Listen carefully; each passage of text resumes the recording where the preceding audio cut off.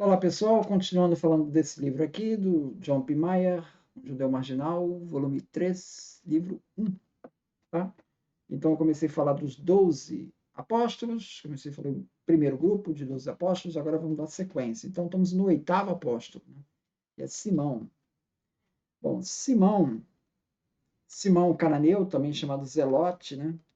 Ele tem uma semelhança com o Tomé. Tudo que poderíamos saber sobre ele está oculto em um enigmático segundo nome ou designação. Pois Simão, o cananeu, não aparece em lugar algum fora daquelas listas dos 12, aquela lista dos 12 apóstolos, repetindo assim a raridade de Tomé nos evangelhos sinóticos em Atos. Tá? Estudiosos como Morton Smith e Cheyenne Cohen argumentaram com razão que a facção revolucionária organizada que José denomina de os Zelotes só surgiu em 67, em Jerusalém. Então, Simão Zelote, como se referindo a essa facção, é um anacronismo. Zelote provavelmente está se referindo ao zelo com que ele cuidava da lei mosaica. Então, é isso o que provavelmente está significando.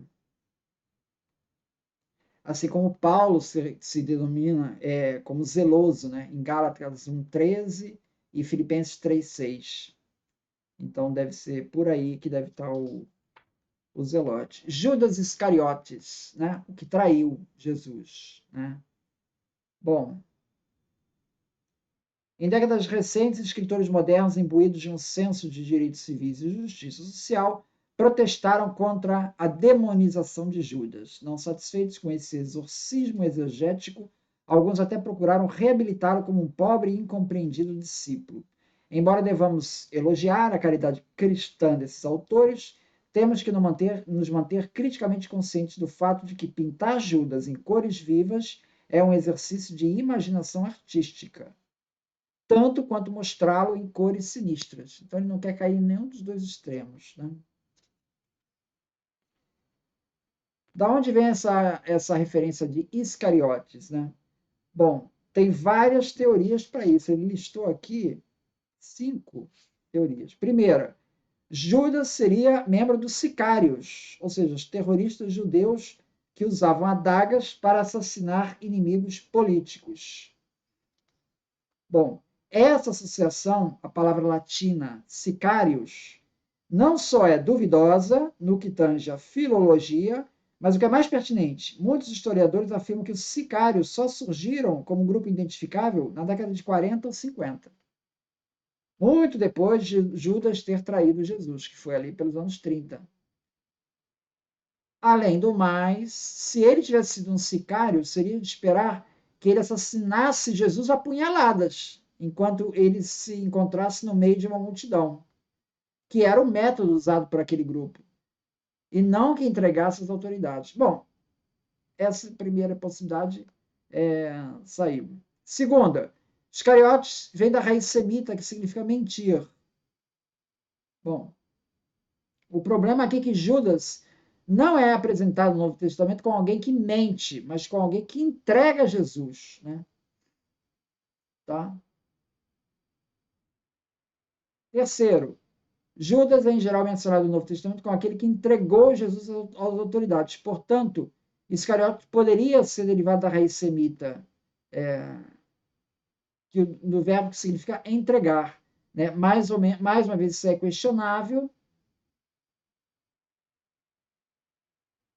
Também seria necessário explicar a estranha redundância de passagens como Marcos 3,19, em que diz Judas Iscariotes, aquele que o traiu. Ficaria estranha essa passagem, se o nome quer dizer isso. Parece que Judas Iscariotes era o nome dele mesmo, né? Não foi o nome que foi criado depois porque ele traiu. Né? Quarto, outros ligam Iscariotes a uma palavra semita que descreveria o antigo ofício de Judas. Ele seria um fruticultor. Bom, é duvidosa essa associação. E quinta, que é a que ele usa, ele deixou por último, que é Iscariotes, provavelmente é o lugar de origem de Judas, da cidade de Cariotes, na Judéia, como aparece em Josias 15:25, o homem de Cariotes. É o mais provável. Tá? Tiago. Tiago e João eram irmãos, filhos de Zebedeu. Tá? Tiago e João, filhos de Zebedeu. Tá? João, filho de Zebedeu, seria o apóstolo, João. Né? Tiago, apóstolo, também irmão do João. Certo? Esse Tiago, filho de Zebedeu, ele vai ser o primeiro mártir, vai ser o primeiro apóstolo a morrer martirizado. Vai morrer lá na época do Herodes, Herodes Agripa, isso por volta de 44. E isso é mencionado em Atos 12, versículo 1. Cumprindo uma profecia atribuída a Jesus em Marcos 10, 39. Marcos 10, 39, Jesus diz que vocês dois, você, Tiago e João, os irmãos, vocês vão beber do meu cálice. Isso sugere que eles vão ser martirizados. Tiago, de fato, foi martirizado. Tá? Agora, João, não se sabe. Tá? Não se tem esse registro, porque ele tenha sido martirizado. Tanto que João 21 já é um capítulo que é introduzido ali exatamente para dizer, olha, gente, vocês viram aquela minha profecia de Marcos 10, 39? Vocês entenderam errado ali. Eu não estava dizendo ali que os dois seriam martirizados. Eu não falei isso, não. Vocês entenderam errado. Então, parece que ali no João 21 ele tenta corrigir essa profecia, aparentemente uma profecia não cumprida de Jesus. Né? 11º, João. Bom, João é um nome bastante comum no Novo Testamento. Nós temos 5 João ali no Novo Testamento. Temos o João, filho de Zebedeu, que a gente acabou de ver, que era o irmão do Tiago. Né? Temos um anônimo discípulo que Jesus amava, do 4º evangelho. Tá? Temos, que seria João, atribuído a João. Né? Temos o autor do 4º evangelho, que seria atribuído a João. E temos o autor das epístolas, que também seria atribuído a João. E também temos o autor do Apocalipse, que seria atribuído também a João. Será que todos esses João são a mesma pessoa? Bom, há controvérsias. Tá? No que vem a seguir, me limito ao que pode ser afirmado com razoável probabilidade sobre João, filho de Zebedeu, que é o apóstolo, João, filho de Zebedeu, durante seu ministério público, com um breve olhar para os primeiros dias da igreja. Tá? Então, ele fala, nos sinóticos, ao contrário de Atos, as listas dos 12 sempre colocam Tiago antes de seu irmão João, sempre Tiago e João. Algum tipo de prioridade também é insinuado pela forma como Tiago, às vezes, identificado como o filho de Zebedeu, e João como o irmão de Tiago. Entende? Isso aparece em Marcos 1,19, Mateus 4,21, Marcos 3,17, Mateus 10,2. Muitos críticos concluem daí que Tiago era o irmão mais velho. Isso poderia muito bem ser correto, mas há outras explicações possíveis. Tá? É interessante que quem é martirizado, né, é o Tiago, certo? Tiago, filho de Zebedeu. E o Papias, ele diz que naquela ocasião do Herodes, os dois foram martirizados. O problema é que existe o conceito de Jerusalém em que João está lá como coluna da igreja, em 49.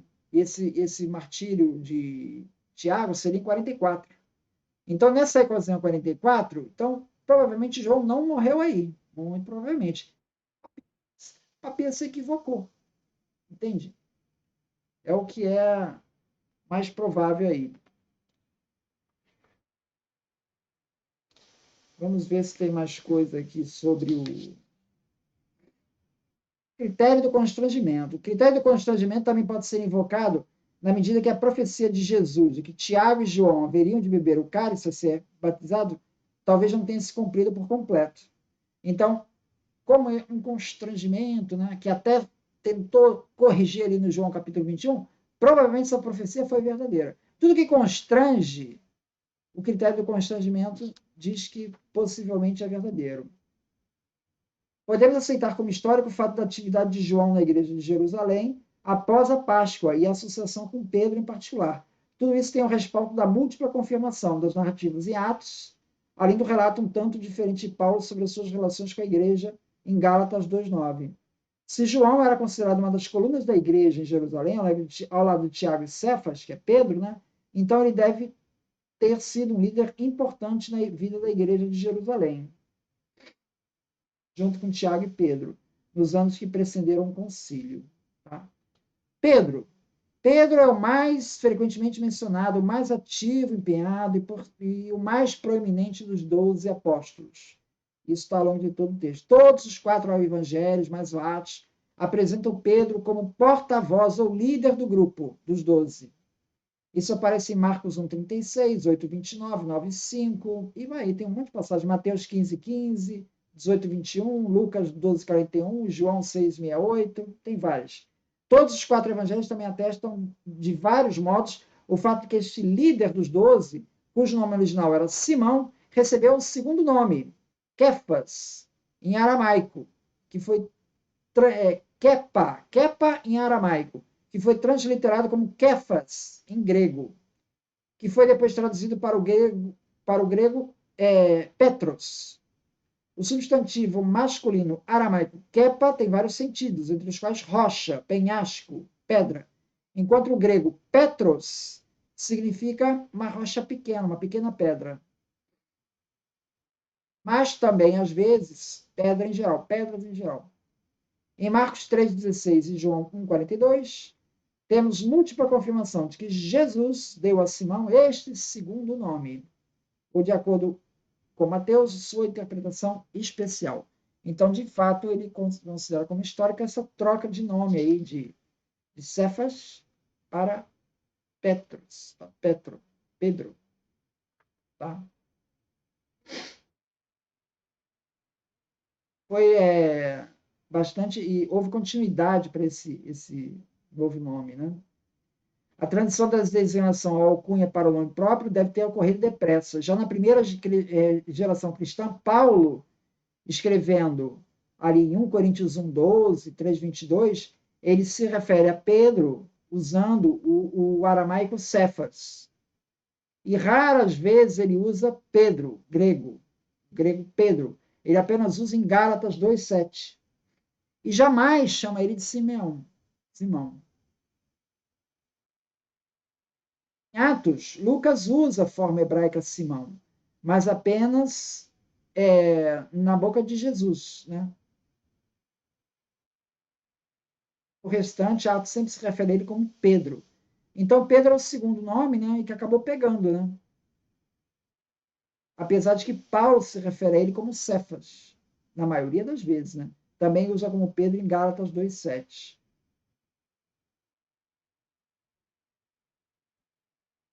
As ditas cartas de Pedro, né? Elas só usam Pedro, e assim mesmo nunca usam Simão, né? Após ser preso, Pedro, algumas vezes, deixou Jerusalém e dedicou seu trabalho missionário fora da Palestina, certamente em Antioquia, possivelmente em Corinto, em Coríntios 1,12, Antioquia no Gálatas 2,11. O Novo Testamento ensinou a sua morte como mártir, e é possível que 1 Pedro 5,13, além dos antigos testemunhos patrísticos, como na carta de Clemente 5,4, na de Inácio, na carta aos Romanos 4,3, Roma tenha sido local de execução de Pedro. E aí ele vai falar aqui das escavações de 1940 a 1950, que consideram o local provável, compatível. Embora haja controvérsias de que ele de fato tenha sido enterrado na necrópole do Vaticano. Aí vem aqui as referências aqui. Mas ele considera isso como essa morte e martírio de Pedro em Roma, ele considera isso como provável. E além, ele se refere também ao Paulo também. Paulo é insinuado em Atos 20, 25, em 2 Timóteo 4, 6, e afirmado em 1 Clemente, capítulo 5, também em Inácio, em Roma 4, 1, 3. Todos eles se referem ao martírio de Paulo. Tá? Então, essas referências estão todas aí em Paulo. Em relação à passagem-chave, né, que é Mateus 16, 18, tu és Pedro, e sobre esta pedra erguerei minha igreja. O John Piper diz que Jesus não tinha intenção de formar igreja, tá? a ideia dele sempre é de um evento final, de um juízo final, né? Então, ele diz assim: não devemos ver eclesiologia cristã no sentido original de eclésia aqui, nessa passagem de Mateus 16, 18. Na boca de Jesus, a palavra não significa posterior igreja cristã, local ou universal, mas sim o povo de Israel reunido para ouvir e adorar a Deus, como havia feito no deserto após o Êxodo. Dessa forma, é plausível a justificativa que Mateus 16, 18 é o encargo que o Jesus histórico dá ao líder dos 12 durante o ministério público. Então, ele diz que, apesar disso, essa passagem ela é plausível, como tendo organizado. Parece até um pouco contraditório com o John P. Mayer, né? Mas, enfim, ele dá autenticidade para esse texto, que alguns entendem que é interpolação e tal, e John P. Mayer não vai nessa interpolação. É isso aí, fechou os 12. Esses são os comentários do John P. Mayer sobre os 12 apóstolos. Muito obrigado, então.